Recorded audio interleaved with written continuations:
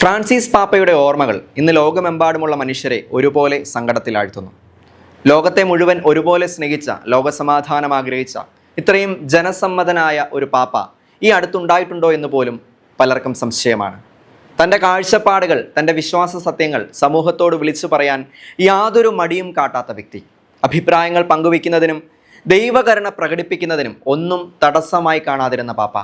പലപ്പോഴും അദ്ദേഹം പങ്കുവച്ച അഭിപ്രായങ്ങൾ മാധ്യമങ്ങൾ വളച്ചൊടിച്ചപ്പോഴും തൻ്റെ നിലപാടുകൾ എല്ലാം അതേപോലെ തന്നെ തുടർന്ന പാപ്പ. കാരണം പാപ്പ സംസാരിച്ചതൊന്നും മാധ്യമങ്ങളോടായിരുന്നില്ല, മാധ്യമങ്ങൾക്ക് വേണ്ടി ആയിരുന്നില്ല. പാപ്പയെ നയിച്ചത് ദൈവകരുണ മാത്രമായിരുന്നു. അത് അദ്ദേഹത്തിൻ്റെ ഓരോ വാക്കുകളിലും നിലപാടുകളിലും വ്യക്തമായിരുന്നു. സെയിം സെക്സ് മാരേജിനെ കുറിച്ച് അദ്ദേഹം പങ്കുവച്ച അഭിപ്രായങ്ങൾ ഇതിൻ്റെ ഒരു ചെറിയ ഉദാഹരണം മാത്രമാണ്. അവരെ വിധിക്കാൻ ഞാൻ ആരാണ് എന്ന ചോദ്യത്തിന് ലോകത്തിൻ്റെ മാധ്യമങ്ങൾ നൽകിയ തലക്കെട്ടും നിർവചനങ്ങളുമൊക്കെ അവർക്കിഷ്ടമുള്ളതായിരുന്നു. കരുണ കാണിക്കേണ്ടുന്നത് പലപ്പോഴും ദുർബലരോടാണ്, പിഴവുകളുള്ള മനുഷ്യരോടാണ്. കരുണ കാണിക്കുക എന്നാൽ അതവർ കുറവുകളിൽ നിന്നും പുറത്തു വരുന്നതിനും പിഴവുകൾ തിരുത്തുന്നതിനുമാണ്.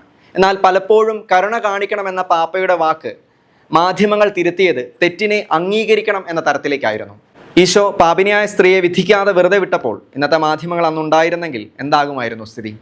ഞാനും വിധിക്കുന്നില്ല എന്നുള്ളതും മേലിൽ പാപം ചെയ്യരുത് എന്നുള്ളതും കല്ലെറിയാൻ കൂടിയവർ കേട്ടിരുന്നില്ല. ഇത് നമുക്കറിയാം. കാരണം അവർ ആദ്യത്തെ വാചകം കേട്ടപ്പോഴേ കല്ല് താഴെയിട്ട് സ്ഥലം വിട്ടിരുന്നു. കല്ല് താഴെയിട്ട് പോയവരിൽ ഒരാൾ ഇന്നത്തെ മാധ്യമങ്ങളുടെ മുമ്പിൽ എത്തിയിരുന്നെങ്കിൽ ലോകം അതിന് ഇഷ്ടമുള്ള വാർത്ത പ്രചരിപ്പിച്ചേനെ.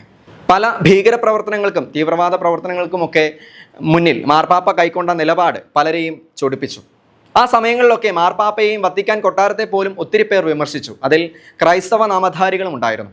റോമൻ സാമ്രാജ്യത്തിൻ്റെ അടിമത്തത്തിൽ നിന്ന് തങ്ങളെ രക്ഷിക്കാനെത്തിയ കർക്കശക്കാരനായ വാൾ വീശി ചോര കൊണ്ട് യുദ്ധം ചെയ്യുന്ന ഒരു രാജാവായിട്ടാണ് ഈശോയെ എല്ലാവരും കണ്ടത്. എന്നാൽ ഈശോ സ്വന്തം ചോരയാണ് ലോകത്തിന് വേണ്ടി ഒഴുക്കിയത്. കുന്തമുനകൾക്കും കുരിശുമരണത്തിന് മുമ്പിൽ ഈശോ സ്വയം നിന്നു കൊടുക്കുകയായിരുന്നു. അങ്ങനെയുള്ള ക്രിസ്തുവിൻ്റെ യഥാർത്ഥ അനുയായി എങ്ങനെ വാളെടുക്കാനാണ്? കരുണയല്ലാതെ എന്ത് പ്രസംഗിക്കാനാണ്? ദൈവകരുണ എന്തെന്ന് തിരിച്ചറിഞ്ഞവന് സ്വന്തം സഹോദരനോട് എങ്ങനെ കരുണ കാണിക്കാതിരിക്കാൻ പറ്റും? അങ്ങനെ കരുണ കാണിക്കുന്നവനെ ലോകത്തിനെങ്ങനെ സ്നേഹിക്കാൻ പറ്റും? പിശാച് പോലും പ്രഭാപൂർണനായ ദൈവദൂതന്മാരുടെ വേഷങ്ങൾ അണിയാറുണ്ട് എന്നാണ് ദൈവവചനം നമ്മെ ഓർമ്മിപ്പിക്കുന്നത്. ദൈവദൂതന്മാരുടെ വേഷമണിഞ്ഞ് ലോകമാധ്യമങ്ങൾ വിതച്ച തിന്മ എത്ര വളർന്നിട്ടും പാപ്പയെ നിശബ്ദനാക്കാൻ കഴിഞ്ഞില്ല. അതിനൊരു കാരണമുണ്ട്. ഞാൻ തുടക്കത്തിൽ പറഞ്ഞ കാരണം തന്നെയാണ്. പാപ്പ സ്വരമുയർത്തിയതും സംസാരിച്ചതും ഒന്നും മാധ്യമങ്ങൾക്ക് വേണ്ടി ആയിരുന്നില്ല. മനുഷ്യർ പൊതുവെ ഭയക്കുന്നതും ഒന്ന് പതറുന്നതും അവൻ്റെ അവസാന കാലഘട്ടത്തിലാണെന്ന് കേട്ടിട്ടുണ്ട്. എത്ര വലിയ വീരനും സ്വന്തം മരണത്തിന് മുമ്പിൽ ഒന്ന് പതറും, അല്ലെങ്കിൽ ജീവൻ പോകാതിരിക്കാൻ അല്പം ഒന്ന് പാടുപെടും, ഫൈറ്റ് ചെയ്യും.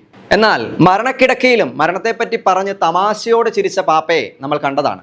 ഞാൻ ഇന്നോ നാളെയോ മരിക്കുമെന്നതിനെപ്പറ്റി ഇറ്റാലിയൻ പത്രങ്ങൾ വാതുവെക്കുന്നുണ്ടല്ലേ എന്നാണ് പാപ്പ ഇറ്റാലിയൻ പ്രൈം മിനിസ്റ്റർ ജോർജോ മിലോനിയോട് തമാശയോടെ ചോദിച്ചത്.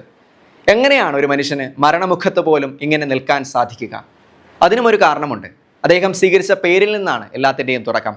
13-ാം നൂറ്റാണ്ടിനെയും പിന്നീട് ലോകത്തെയും ഇളക്കിമറിച്ച ഫ്രാൻസിസ്.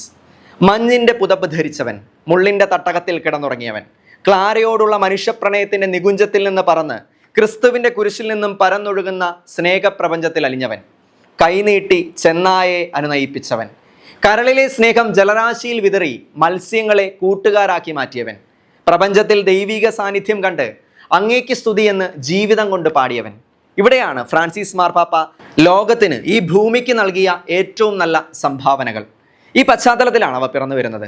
അസീസിയിലെ സെയിൻറ്റ് ഫ്രാൻസിസ് തൻ്റെ കാൻഡിക്കിൾ ഓഫ് ദി സൺ എന്ന കവിതയിൽ ഉപയോഗിച്ചിരിക്കുന്ന ഒരു വാക്കുണ്ട്, അങ്ങേക്ക് സ്തുതി. Praise be to you. എന്തിനും ഏതിലും എവിടെയും എപ്പോഴും അങ്ങേക്ക് സ്തുതി. രക്ഷക, സൃഷ്ടാവേ, അങ്ങേക്ക് മഹത്വം.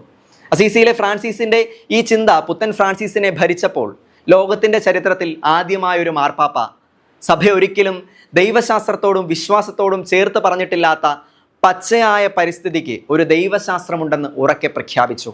മരണത്തെ പോലും അല്ലയോ സഹോദരി എന്ന് വിശേഷിപ്പിച്ച ഫ്രാൻസിസ് അസീസിയെ പോലെ മരണമുഖത്തും ശാന്തനായി നിന്ന പാപ്പ. രണ്ടാം ക്രിസ്തു എന്നറിയപ്പെട്ട ഫ്രാൻസിസിൻ്റെ പേരിൽ മാത്രം ഒതുങ്ങാതെ പ്രവൃത്തിയിലും സ്വീകരിച്ച പാപ്പ. ക്രിസ്തുവിനെ എല്ലാ അർത്ഥത്തിലും ധരിച്ച പാപ്പ. കൊളോസോസ് 3-ാം അധ്യായം 12 മുതൽ 14 വരെയുള്ള വാക്യങ്ങൾ. അതിനാൽ ദൈവത്തിൻ്റെ തിരഞ്ഞെടുക്കപ്പെട്ടവരും വാത്സല്യഭാചനങ്ങളും പരിശുദ്ധരും എന്ന നിലയിൽ നിങ്ങൾ കാരുണ്യം, ദയ, വിനയം, സൗമ്യത, ക്ഷമ എന്നിവ ധരിക്കുവിൻ. ഒരാൾക്ക് മറ്റൊരാളോട് പരിഭവമുണ്ടായാൽ പരസ്പരം ക്ഷമിച്ച് സഹിഷ്ണുതയോടെ വർത്തിക്കുവിൻ. കർത്താവ് നിങ്ങളോട് ക്ഷമിച്ചതുപോലെ നിങ്ങളും ക്ഷമിക്കണം.